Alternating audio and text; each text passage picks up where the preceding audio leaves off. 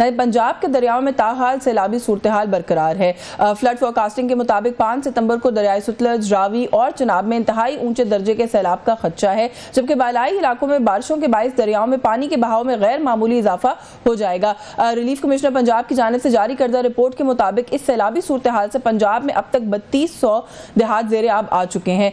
24 लाख से ज्यादा लोग इस सूरत हाल से मुतासर हुए हैं, जबकि 41 अफराद अब तक जान की बाजी हार चुके हैं। एक जानिब जहां पाकिस्तान में तेजी से क्लाइमेट चेंज के असरात नमूदार हो रहे हैं, वहीं दूसरी जानिब इस मौसमियाती तब्दीली ने पाकिस्तान में आबी ज़खायर के हवाले से एक बहस को छेड़ दिया है। इस आफत से बदअज़मा होने के लिए आबी माहिरीन की मुख्तलिफ आरा सामने आ रही हैं। कुछ माहिरीन का ख्याल है कि सैलाबी सूरत हाल से बचने के लिए डैम्स की तामीर नाकाफी है, क्योंकि डैम्स खुद एक तरह से सैलाबी सूरत हाल पैदा करने का बाइस बनेंगे, जबकि चंद माहिरीन मौजूदा सूरत हाल को हमारे हुक्मरानों की गफलत और लापरवाही करार दे रहे हैं। इस सब के दौरान वज़ीर आला खैबर पख्तूनख्वा अली अमीन गंडापुर की जानिब से 7 दिहाई पुराने काला बाग मंसूबे का जिक्र छेड़ दिया गया है। इस मंसूबे का जिक्र पहली बार 1953 में सामने आया था और इस मंसूबे का मकसद मुल्क में आबपाशी को बेहतर बनाना और बिजली की पैदावार हासिल करना था। ये मंसूबा सियासी मुखालफत के बायस पाए तकमील तक ना पहुंच सका। काला बाग डैम की तामीर पर सिंध और खैबर पख्तूनख्वा को हमेशा से ही तहफ़्फ़ुज़ात रहे, लेकिन पहली बार खैबर पख्तूनख्वा की जानिब से इस मंसूबे की बात की जा रही है। वज़ीर आला अली अमीन गंडापुर का कहना है कि अगर हम सियासत से निकल जाएं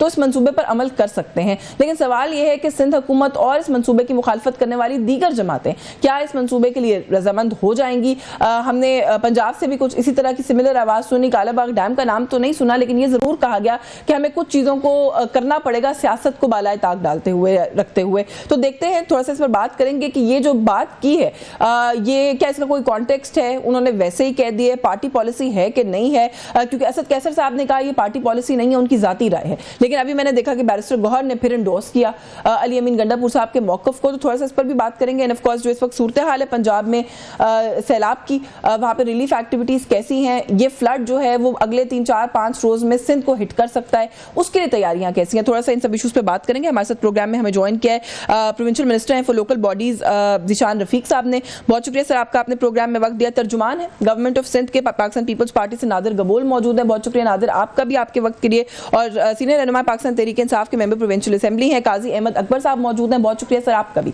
आपके वक्त के लिए।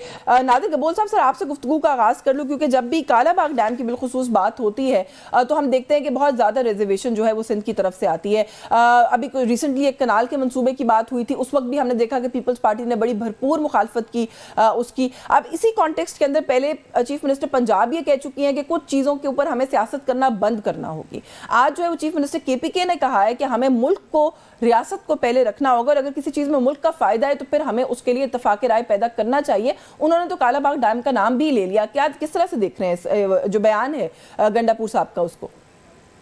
जी, thank you so much Yaseen for having me on the show. बिल्कुल आपने दुरुस्त फरमाया कि अभी बहुत रेजिस्टेंस के बाद हमने जो कनाल्स का इशू है जिसने पूरे सिंध को एहतजाज में कन्वर्ट कर लिया था, तो उसके बाद कंट्रोवर्सी हमने दफन कर दी थी, इशू हमने दफन कर दिया था। उसके बाद इस तरह का एक गैर जिम्मेदाराना बयान बाय KPK चीफ मिनिस्टर, ये बहुत अनफॉर्चुनेट है और उसको नहीं होना चाहिए था।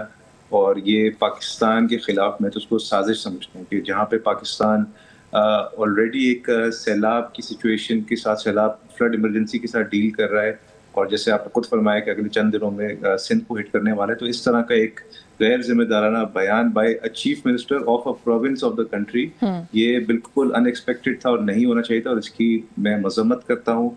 सिंध पूरा इसके खिलाफ डे 1 से खड़ा हुआ है और आज भी खड़ा हुआ है। We will never accept any more dams और कनाल्स और any other attempt to steal. No, but then what else is the solution, Nadir Gabol साहब? ये तो अब सैलाब और आपको पता है क्लाइमेट चेंज के जो एक्सपर्ट्स हैं, बल्कि NDA में खुद भी बता रहा है कि जो नेचुरल कैमिटीज़ हैं वो बढ़ती जाएंगी, वो मजीद सवेयर और एग्रेसिव होंगी। डैम्स जो है वो गो के कोई कंप्लीट सोल्यूशन नहीं है फ्लड्स को रोकने का, लेकिन फ्लड्स मैनेज करने के लिए एक बहुत अच्छी ऑप्शन होते हैं। उसके बाद फिर ऑफकोर्स आपको पता है कि एनर्जी के पॉइंट ऑफ व्यू से बड़े ज़रूरी हैं। तो क्यों ये रिजर्वेशन या जो फैक्टर्स पहले माजी में रहे, क्या आज भी वही रिजर्वेशन है आप लोगों की या कोई और भी रिजर्वेशन है इस इशू को लेकर? देखिए, क्लाइमेट चेंज तो इनेविटेबल है, इट्स रियल, और इसके खिलाफ बिलावल भुट्टो ज़रदारी साहब ने भी इंटरनेशनल प्लेटफॉर्म्स पे अपनी आवाज़ बुलंद की और कहा है कि हम सिर्फ 1% कंट्रीब्यूट करते हैं जो कार्बन एमिशन से दुनिया के, मगर अनफॉर्चुनेटली सबसे ज़्यादा मुतासर मुल्क पाकिस्तान ही है अगर ये जो क्लाइमेट चेंज आ रहा है। और इसका सबूत यही है कि जो अभी फ्लड्स आ रहे हैं, it's because of the climate change, मगर इसमें इंडिया का भी ओबियसली एक हाथ है, किरदार है। इंडिया अगर चाहता तो हमारे साथ क्लोज कोऑर्डिनेशन करके ये पानी का जो मुंतकली की है अक्रॉस द बॉर्डर, इसको कंट्रोल और एक गबोल साहब हमें अपने बंदोबस्त करने हैं ना, दुश्मन से तो उम्मीदें नहीं वाबस्ता करनी कि वो आके हमें सपोर्ट करेगा या हाँ, उम्मीद रख भी नहीं सकते और ना रख रहे हैं दुश्मन से उम्मीद। बट मैं सिर्फ एक आपको एक फैक्टर बता रहा हूँ कि it's not just climate change is a big factor, but India की भी इसमें जाहिर सी बात है जो रोल है उसको हम डिनाई नहीं कर सकते। चलिए, मैं अगले राउंड में आपके पास आती हूँ दोबारा इसके ऊपर बात करने के लिए, क्योंकि अगेन सोल्यूशंस क्या हो सकते हैं उसके ऊपर हम बात नहीं कर रहे, मजीद बात करते। काजी अहमद अकबर साहब मौजूद हैं। काजी साहब, आपने भी नादिर गबोल साहब की गुफ्तगू सुनी है, वो कहते हैं इसको तो हम मुल्क दुश्मनी समझते हैं। इतनी कंट्रोवर्शियल बात को अगर दोबारा छेड़ा गया, गंडापुर साहब ने ये बात बस वैसे ही कह दी है, उनको खुद भी नहीं समझ आई कि उन्होंने क्या कहा है या सोच समझ के कही है, क्योंकि बैरिस्टर गौहर ने तो इंडोर्स किया है उनकी इस बात को, जबकि असद कैसर साहब ने कहा है कि एक बड़ी कंट्रोवर्शियल चीज़ है और इस तरह की बात के ऊपर बात नहीं करनी चाहिए। रहमान रहीम यशविन, शुक्रिया आपका। देखें, इसमें ना एक बड़ा इंपॉर्टेंट फैक्टर है कि एक शख्स जिस ओहदे पर बैठा हुआ है उसकी कई भी बात जो है वो यकीनन बहुत मैटर करती है। ये CM of one of province इन पाकिस्तान, तो उनकी बात मैटर करती है। बट मैं आपको बिल्कुल आपके प्रोग्राम पे क्लैरिफाई कर दूं कि this is not the party policy. ये पाकिस्तान तहरीक इंसाफ की पॉलिसी नहीं है। पाकिस्तान तहरीक इंसाफ की पॉलिसी ये है कि हमें मल्टीपल स्मॉल डैम्स और जल्द अज जल्द मल्टीपल स्मॉल डैम्स ASAP बनाने चाहिए। That is not the only factor के जो फ्लड को रोकता है, लेकिन ये एक फ्लड को रेगुलेट करने का तरीकाकार जरूर हो सकता है। उसके अलावा और बहुत सारे फैक्टर्स हैं क्लाइमेट चेंज के, जिनको आप एनवायरमेंटली उनको दरख्त लगाकर, आप अपनी पोल्यूशन कम करके, आप अपनी जो सीवरेज है उसको मैनेज करके, आप अपने सॉलिड वेस्ट मैनेजमेंट को मैनेज करके, ये सारी चीजों को मैनेज करके आप इस फ्लडिंग का जो इशू है इसके ऊपर काबू पाया जा सकता है। दुनिया इस पर काम करती आई है और ये तो यानी आप भी यही समझते हैं कि something as controversial as Kalabagh dam, उसकी बात करने की जरूरत नहीं थी, गैर जरूरी थी? मैंने आपको बात क्लियर कर दी कि it's not a party policy, ये उनकी एक अपना ख्याल हो सकता है। फिर चेयरमैन साहब ने जो चले, वैसे on a lighter note Qazi sahab, don't you, मैं as a Pakistani sir on a lighter note wouldn't you agree कि आज एक बहुत बड़ा दिन है हमारी सियासी तारीख में? अज़मा बुखारी साहिबा ने तायद की है अली अमीन गंडापुर साहब की बात की, उन्होंने कहा मैं इत्तेफाक करती हूं। नहीं, मैं देखिए एज अ पाकिस्तानी मैं भी अली अमीन साहब की बात को इंडोर्स करना चाहता हूँ। इस टाइम पे पाकिस्तान को कालाबाग डैम की जरूरत है, जिस तरह बहुत सारे डैम्स की जरूरत है। सिंध का इशू देखे ना क्या है, सिंध कहता है कि जी मेरा पानी का शेयर कम हो जाएगा। इशू को एड्रेस करते हैं। जब आप बैठकर आप भारत और पाकिस्तान की बात तो आप कर नहीं रहे, आप बात कर रहे हैं पंजाब और सिंध की। अब डाउनस्ट्रीम सिंध है, सिंध को टेंशन ये है कि जी हमारा पानी का जो वो है भाव वो भी कम हो जाएगा, इकोलॉजिकली भी उस पर ऊपर इफेक्ट्स आएंगे। तो मैं ये कहता हूं कि एज अ पाकिस्तानी बैठकर सिंध का जो शेयर बनता है उससे थोड़ा शेयर उनको ज्यादा देकर उनको समझाया जाए कि ये पाकिस्तान की जरूरत है। KPK वालों का इशू क्या है कि उनको लगता है कि जब पीछे से पानी ज्यादा आएगा काबुल रिवर में और इसमें, तो नौशहरा और ये वाले इलाके डूब जाएंगे।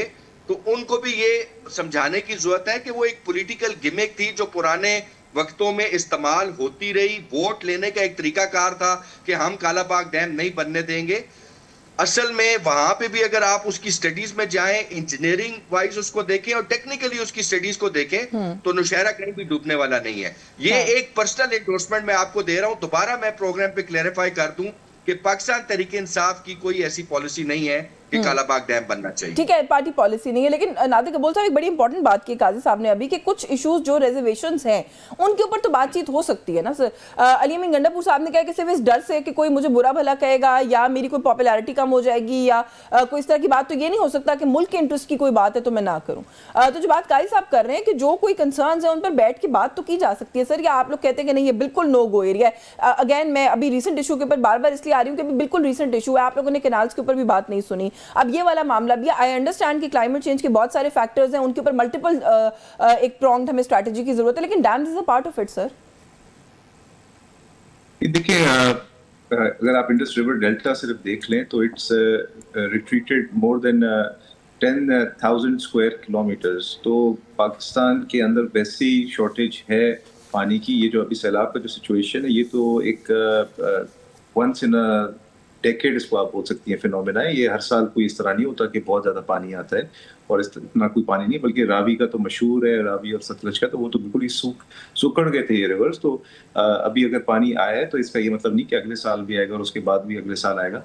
जहां तक एलोकेशन ऑफ वाटर रिसोर्सेज की बात है या इश्यूज और म्यूचुअल इंटरेस्ट है, तो पाकिस्तान पीपल्स पार्टी तो ऑलरेडी उन पे बात कर रही है कि जो हमारा फेयर शेयर ऑलरेडी हमें मिलना चाहिए, सिंध का जो पानी का जो फेयर शेयर है वो तो हमें ऑलरेडी नहीं मिल रहा। हम तो कह रहे हैं उस पे बात करो, क्यों नहीं दे रहे हमें हमारा फेयर शेयर। हमारे तो यहाँ पे बात उजड़ गए हैं। हमारे जो ऑलरेडी सिंध के जो वाटर रिसोर्सेज जो मिलने चाहिए वो हमें नहीं मिल रहे। हमारे जो किसान है, हमारे जो छोटे हारी हैं, वो तो वैसे ही परेशान है। तो बात तो करनी चाहिए, बहुत अच्छी बात है, बट बात इसके ऊपर तो बिल्कुल ही नहीं की जा सकती।